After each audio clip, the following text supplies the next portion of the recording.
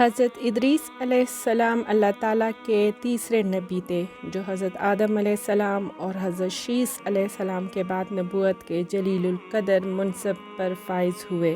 مورخین کے مطابق آپ کی ولادت بابل، عراق یا مصر کے شہر منفیس یعنی منف میں ہوئی۔ آپ کا اصل نام اخنوخ تھا، جبکہ قرآن کریم اور احادیث مبارکہ میں آپ کو ادریس کے نام سے پکارا گیا ہے۔ روایات کے مطابق حضرت ادریس علیہ السلام نے دنیا میں لوگوں کو سب سے پہلے لکھنے، پڑھنے اور تعلیم حاصل کرنے کا درس دیا، بلکہ اپنی زندگی کا بیشتر حصہ اسی درس و تبلیغ میں صرف کیا۔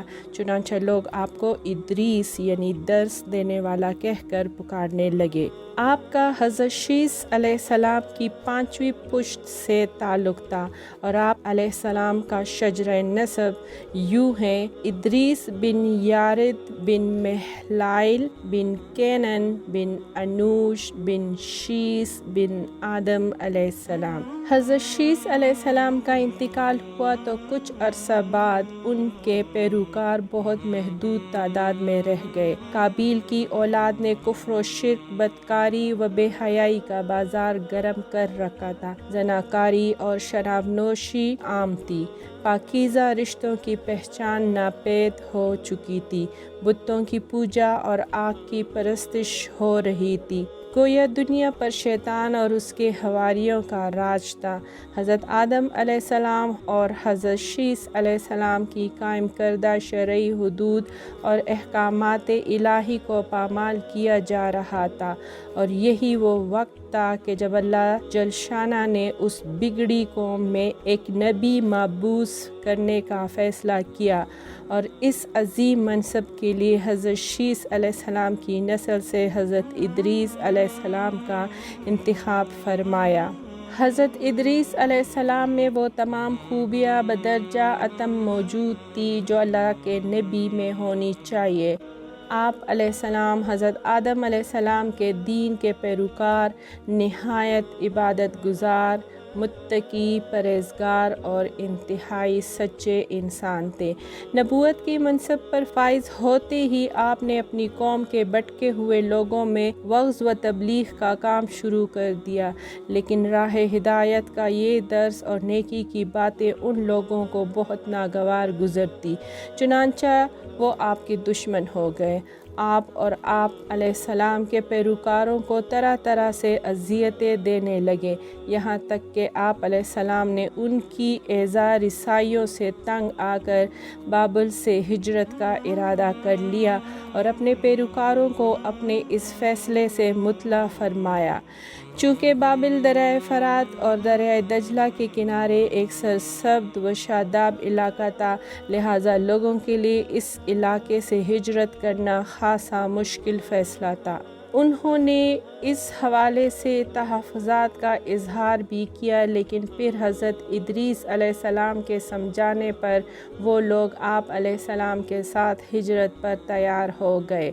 حضرت ادریس علیہ السلام اور ان کے پیروکاروں نے بابل سے مصر کا رخ کیا اور دریائے نیل کے کنارے آباد ہو گئے، جو بابل سے بھی زیادہ سرسبز و شاداب علاقہ تھا۔ حضرت ادریس علیہ السلام نے یہاں کے لوگوں میں درس و تبلیغ کے کام کو جاری رکھا۔ آپ علیہ السلام اس وقت لوگوں میں رائج تمام زبانوں سے واقف تھے اور عوام کو انہی کی زبان میں درس دیتے تھے۔ آپ علیہ السلام کا قرآن مجید میں 2 مرتبہ ذکر آیا ہے۔ سورہ مریم میں اللہ تعالیٰ فرماتے ہیں، اور اس کتاب میں ادریس کا ذکر بھی کیجیے، بے شک وہ بڑے سچے نبی تھے اور ہم نے ان کو بلند رتبے تک پہنچایا۔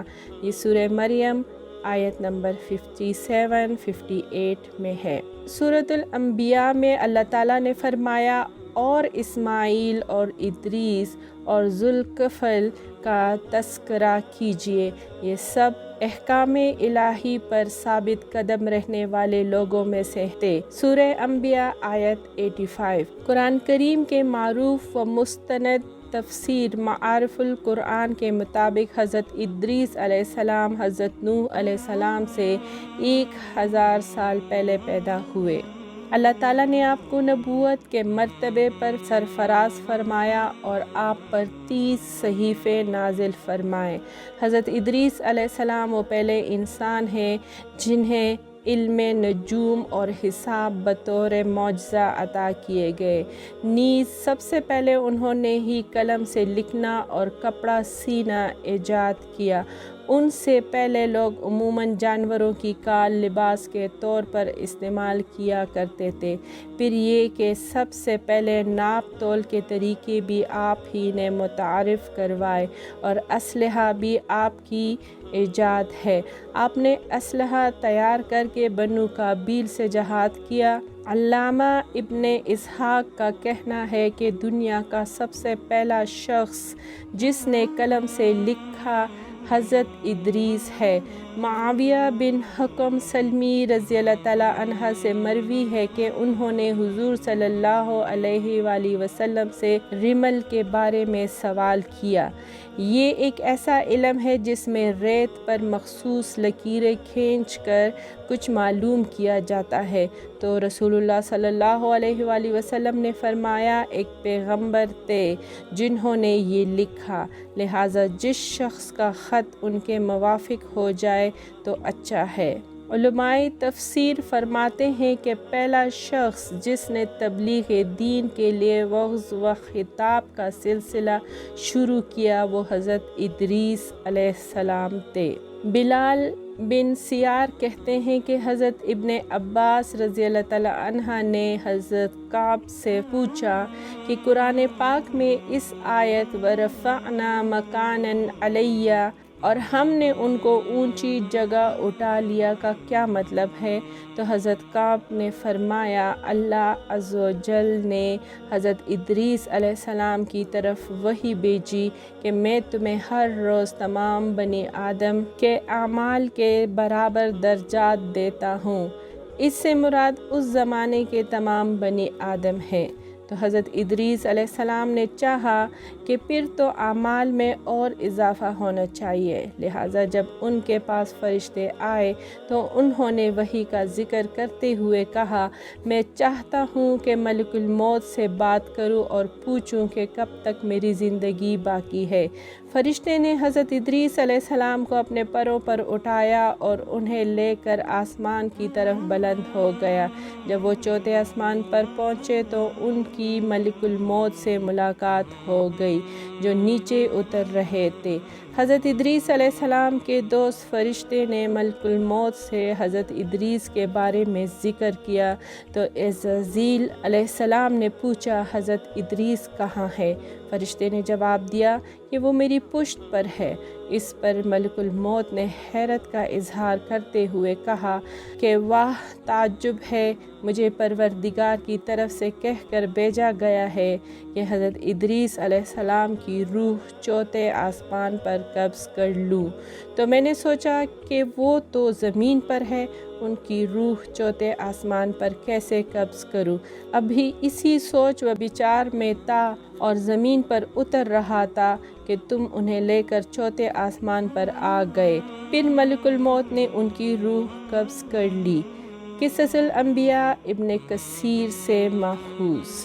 ابن ابی حاتم نے بھی اس آیت کی تفسیر کے ذیل میں اس حدیث کو ذکر کرتے ہوئے یہ اضافہ کیا ہے، حضرت ادریس نے فرشتے سے کہا ملک الموت سے میرے بارے میں سوال کرو کہ میری عمر کتنی باقی رہ گئی ہے، جبکہ حضرت ادریس علیہ السلام فرشتے کے ساتھ ہی تھے۔ فرشتے کے سوال پر ملک الموت نے کہا جب تک میں انہیں دیکھ نہ لوں اس وقت تک کچھ نہیں بتا سکتا۔ پھر ملک الموت نے حضرت ادریس کو دیکھ لیا تو فرشتے سے کہا کہ آپ مجھ سے ایسے شخص کے بارے میں سوال کر رہے ہیں جس کی زندگی پلک چپکنے سے زیادہ نہیں رہی۔ پھر فرشتے نے پر کے نیچے حضرت ادریس علیہ السلام کو دیکھا تو اس کی وفات ہو چکی تھی۔ قصص الانبیاء ابن کثیر سے ماخوذ۔ روضۃ الاصفیاء کے مصنف تحریر کرتے ہیں کہ حضرت ادریس علیہ السلام کثرت سے اللہ تعالیٰ کی حمد و ثنا اور عبادت میں مصروف رہتے تھے اور فرشتوں میں نہایت محبت اور عقیدت و احترام کی نظروں سے دیکھے جاتے تھے۔ فرشتے ان کے پاس آتے اور ان کی صحبت میں بیٹھا کرتے تھے۔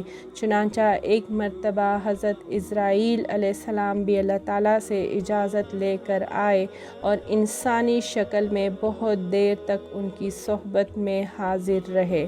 حضرت ادریس علیہ السلام کو جب معلوم ہوا کہ یہ کوئی انسان نہیں بلکہ حضرت اسرائیل ہے اور روح قبض کرنے کی خدمت پر مامور ہے، تو آپ علیہ السلام نے ان سے فرمایا کہ میرا دل چاہتا ہے کہ تم مجھے موت کا ذائقہ چکھاؤ۔ اس پر حضرت اسرائیل علیہ السلام نے اللہ تعالیٰ کی اجازت سے ان کی روح نکالی اور پھر واپس کر دی۔ اس کے بعد حضرت ادریس علیہ السلام نے ان سے فرمایا میرا دل چاہتا ہے کہ میں جنت اور دوزخ دیکھوں۔ چنانچہ حضرت اسرائیل علیہ السلام نے اللہ تعالیٰ سے اجازت لے کر انہیں دوزخ دکھائی اور وہ دوزخ دیکھ کر جنت میں آئے اور بہت دیر تک وہاں کے مناظر دیکھتے رہے۔ آخر حضرت اسرائیل علیہ السلام نے عرض کیا کہ اب واپس تشریف لے چلیے، مگر حضرت ادریس علیہ السلام نے جواب میں کہا کہ جب تک جنت اور دوزخ کو پیدا کرنے والا مجھے یہاں سے جانے کا حکم نہیں دے گا اس وقت تک یہاں سے نہیں جاؤں گا۔ چنانچہ اللہ تعالیٰ نے ایک فرشتے کو مقرر فرمایا کہ وہ ان کے درمیان فیصلہ کر دے۔ حضرت اسرائیل علیہ السلام نے اس فرشتے کو پوری صورتحال بتائی۔ پھر حضرت ادریس علیہ السلام نے فرمایا میں قانون خداوندی کے مطابق موت کا ذائقہ چکھ چکا ہوں اور اب جنت میں آ گیا ہوں، چونکہ حق تعالیٰ نے فرمایا ہے وَمَا هُمْ بِخَارِجِينَ مِنْهَا، یعنی ہم تم کو اس سے نہیں نکالیں گے، لہٰذا میں یہاں سے نہیں جانا چاہتا۔ حضرت کعب احبار کی روایت ہے کہ فرشتے نے اللہ تعالیٰ کے حکم سے فیصلہ کیا کہ اچھا آپ علیہ السلام چھٹے آسمان پر رہیے اور فرشتوں کے ساتھ عبادت کیجیے۔ چنانچہ حضرت ادریس علیہ السلام چھٹے آسمان پر فرشتوں کے ساتھ عبادت میں مشغول رہتے ہیں۔ واللہ عالم۔ اس سلسلے میں متفق علیہ حدیث یہ ہے کہ حضرت ادریس چوتھے آسمان پر ہے۔ مجاہد رحمۃ اللہ علیہ اور دیگر بہت سے علماء کرام کا یہی قول ہے۔ حضرت زہری نے بھی حضرت انس سے مروی معراج کی حدیث نقل کی ہے کہ جب نبی کریم صلی اللہ علیہ وآلہ وسلم معراج کی رات چوتھے آسمان پر پہنچے تو وہاں آپ صلی اللہ علیہ وآلہ وسلم کی ملاقات حضرت ادریس سے ہوئی، جنہوں نے حضور صلی اللہ علیہ وآلہ وسلم کو دیکھ کر فرمایا مرحبا صالح بھائی صالح نبی۔ ابن کثیر سے ماخوذ۔ حضرت ادریس علیہ السلام کی زندگی میں دو چیزیں بہت نمایاں ہیں، ایک وعظ و تبلیغ اور دوسرے آل قابیل کے ساتھ جہاد۔ چونکہ انہیں وعظ و تبلیغ میں ملکہ حاصل تھا، چنانچہ ان کی پہلی کوشش یہی رہی کہ وعظ و نصیحت سے آل قابیل راہ راست پر آ جائے اور دنیا برائیوں سے پاک ہو کر ایک اللہ کی عبادت کرنے لگے۔ لیکن شیطان نے ان لوگوں کو پوری طرح اپنی گرفت میں لے لیا تھا۔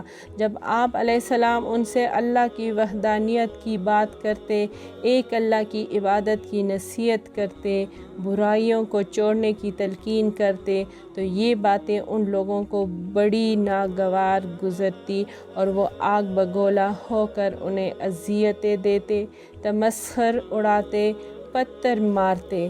دراصل ایک طویل عرصے تک شیطان کے زیر اثر رہ کر یہ لوگ شرک و کفر اور برائیوں کی دلدل میں گردن تک دھنس چکے تھے۔